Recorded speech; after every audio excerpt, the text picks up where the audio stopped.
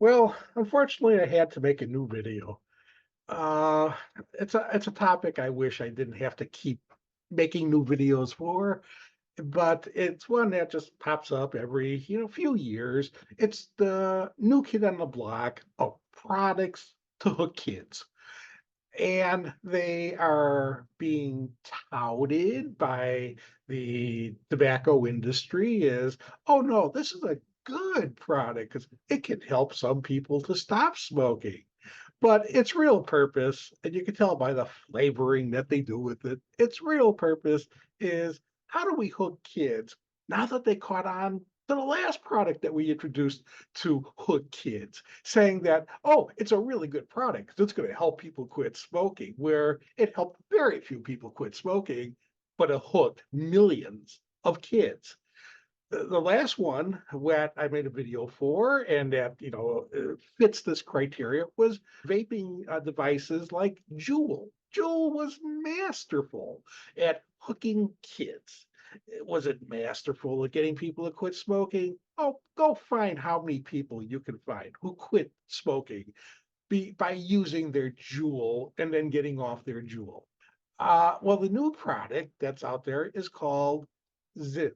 It's spelled Zyn.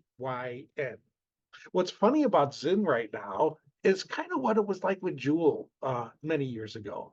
And it's where parents have no idea this thing exists. It's covered a little better in the media right now than Juul was and vaping, but still, I cannot tell you the number of people who I end up talking to about this product who are in a little bit in the field of public health or have some interest in this topic that when I bring it up, they say, what? They never heard of it. But if you go to their junior high school age kids and high school age kids and their college kids, they would know what this is. They're very familiar with it. What's great about this one, Jewel, there was a little bit of smoke. Oh, nothing close to the amount that you were producing with tobacco products. That was impossible to hide the smell and sometimes the smoke. But Jewel, you could do pretty discreetly, and it didn't leave that much of an after smell. So people would be able to do it. Kids would be able to do it, and nobody would notice. Zyn has gone to the next level on this. It is a nicotine powder that's in a pouch that they put in their upper lip, and no one knows the difference. Kids are using it, kids are getting hooked on it, and we're going to have another generation of young people hooked, very likely for the rest of their life on nicotine. So I'm just making this as somewhat of a warning for people who already know my material. But you know what? I think people who know my material already recognize if they're putting nicotine into their mouth, they're going to get hooked. We taught them this about cigars and with pipes and with vaping and with every other way, with nicotine gum, with chewing tobacco, all these things. People who really pay attention to nicotine addiction. And unfortunately, those aren't young people.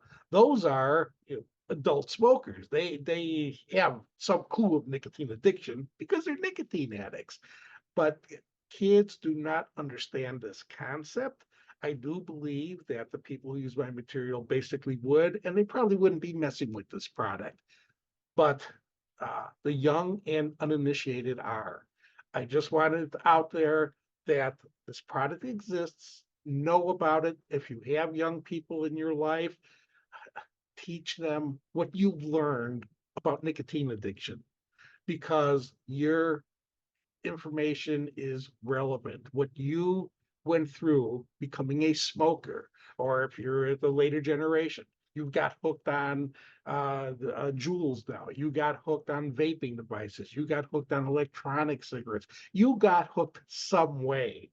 And you know the toll it took.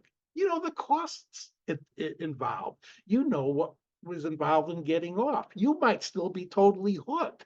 And you don't want your children or your nephews or your grandchildren hooked. uh, let them know what it's like to be a nicotine addict. Because that's what these people, these young people who are going to become adults, are going to be turned into.